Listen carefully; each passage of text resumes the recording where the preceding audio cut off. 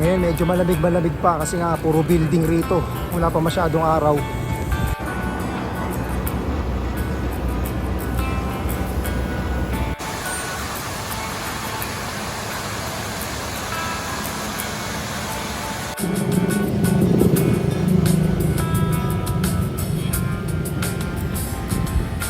Andito naman ako sa kabilang kalye, sa may Makati Avenue. Katabi lang nitong Ayala. Ayan, may nagro-rollerblades.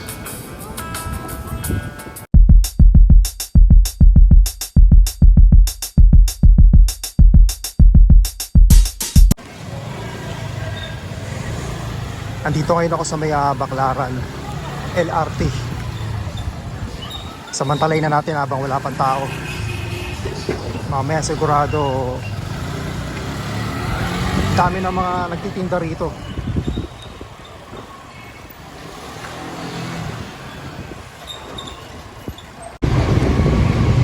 Andito na ako sa may Taft Avenue. Ayan, nasa EDSA na ako. Marami ng tao kahit umaga. Time check, 5:40 ng umaga. Nandito ngayon ako sa EDSA. Bali ngayon, araw ng linggo. Yan, iaakyat natin tong bike sa may Magallanes sa diyan sa may Magallanes intersection.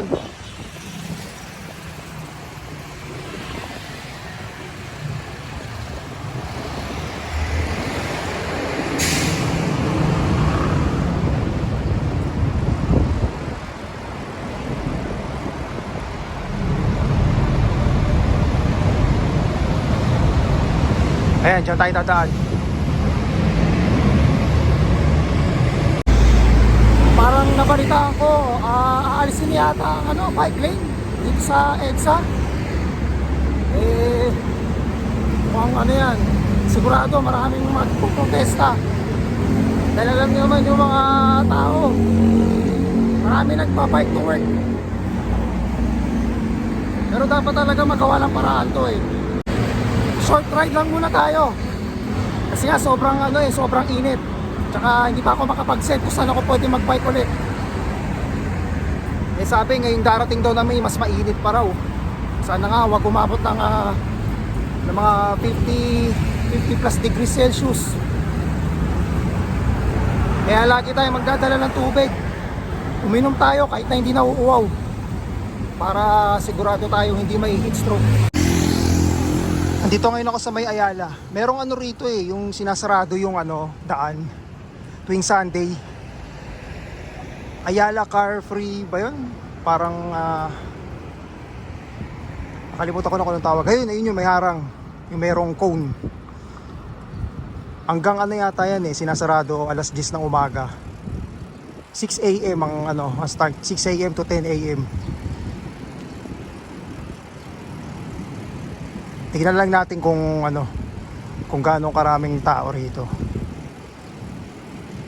O yun nga, tama nga yan. Ayala Avenue, 6 AM to 10 AM.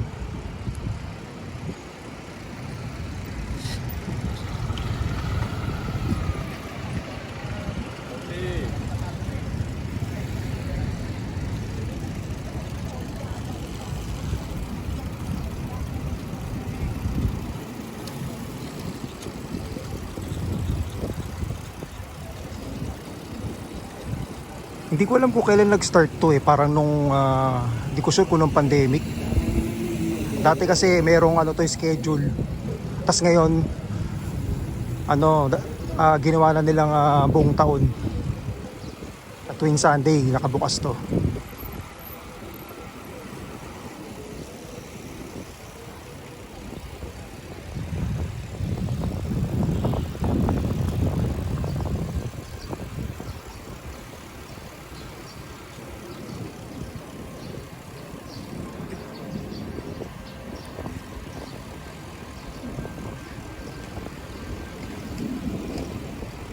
Hindi ko na matanda kailan ba ako ulit nakapag-bike dito.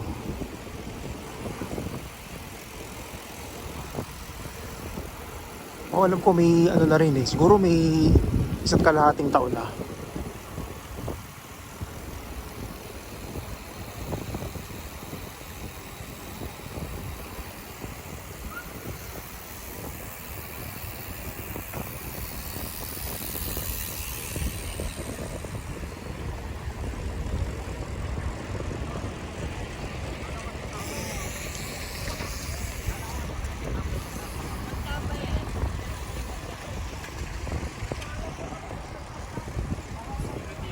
Ayun, sinita yung yung may nakakotse.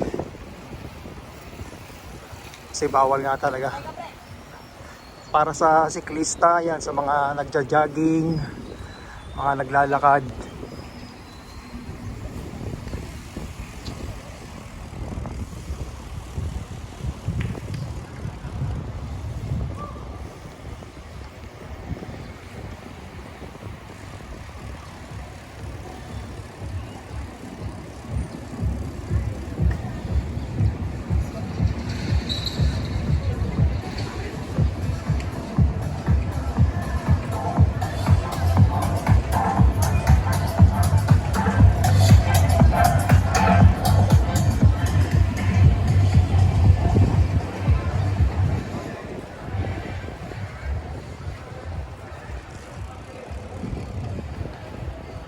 So ayan, yung magkabilang side na daanan talagang ginagamit ng mga siklista, yan, mga nagtatakbo.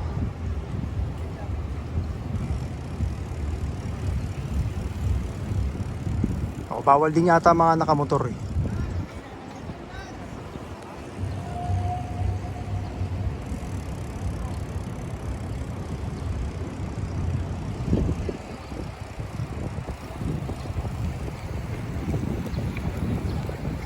Paseo de Rojas.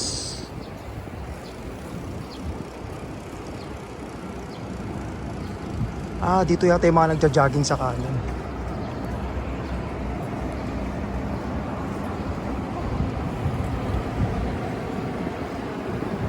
Robinsons.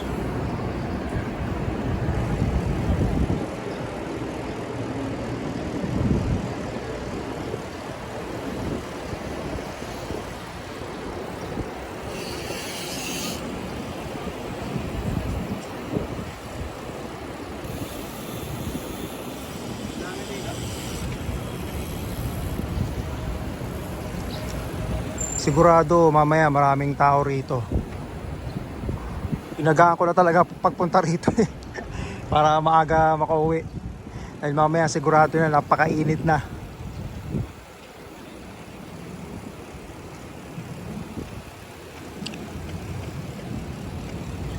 Kaya naman natin yung init eh, kaya lang minsan tinatamad din ako magpabilad. Pabilad sa araw.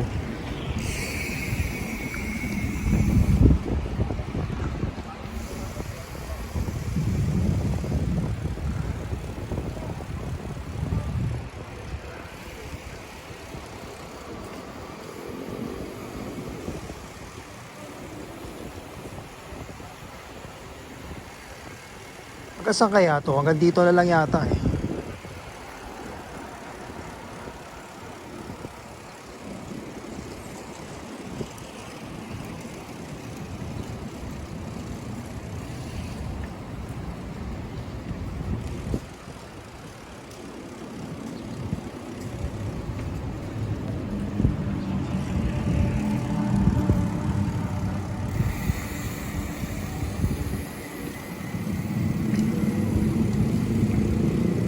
Ano na to? Hanggang dito na lang yata.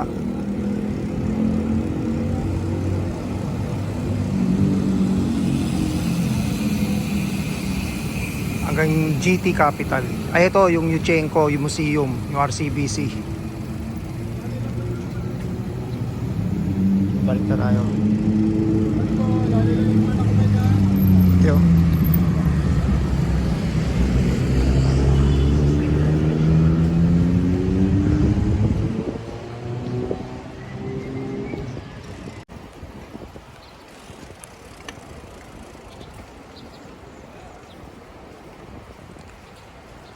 Dito tayo sa kabilang side kasi hindi natin to masyado nakuhanan eh.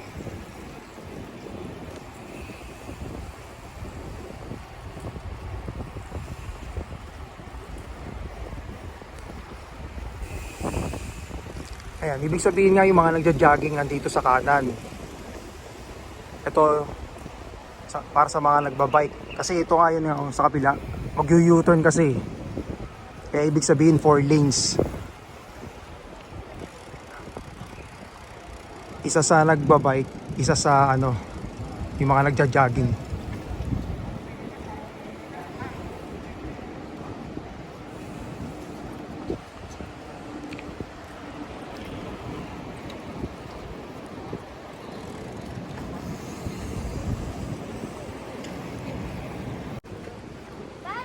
Ayan, dito pwede rin pala. Wala ding sasakyan na dumadaan. Para mas maluwag pa nga dito kaysa do sa ano eh, sa may Ayala.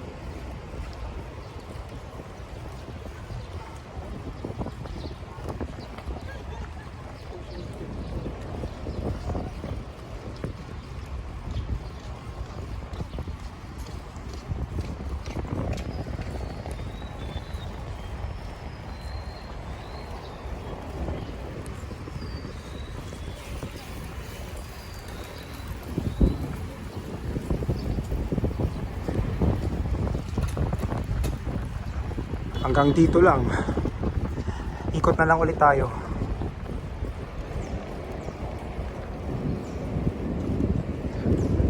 The Atrium of Makati.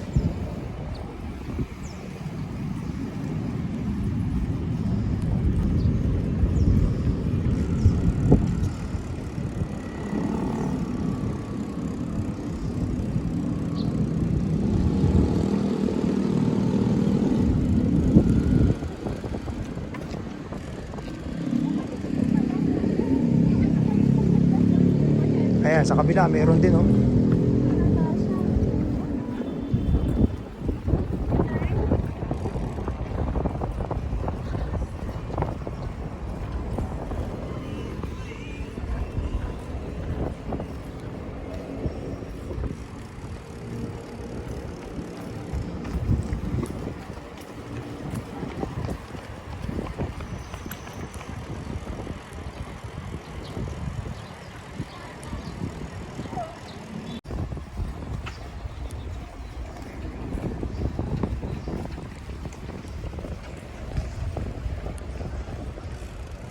Dito naman tayo sa ano, Paseo de Rojas.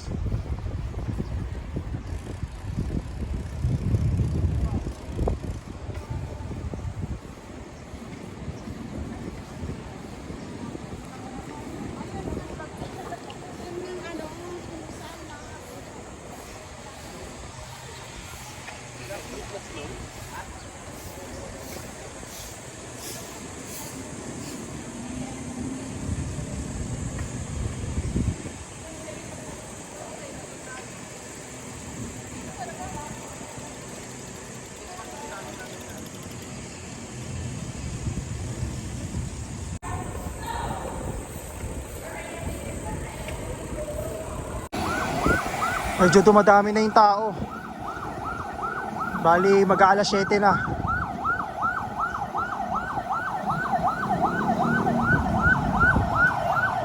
Ayun, bali nakadalawang ikot lang ako.